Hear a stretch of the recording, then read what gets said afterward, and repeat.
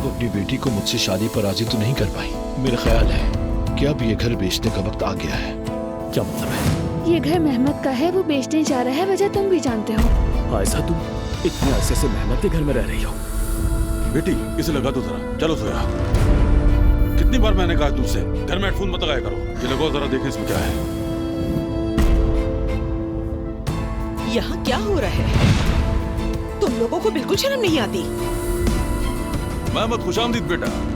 मुझे बेटा मत कहे, देखे अपने बेटे की हरकतें। निकल जाओ यहाँ से मेहमद, निकल जाओ, वरना मेरे हाथ से कुछ बुरा हो जाएगा। खुदा के लिए मत लड़ो। खामोश। क्या ये सच है उमर? बाबा, हमें सुकून हो जाएगा।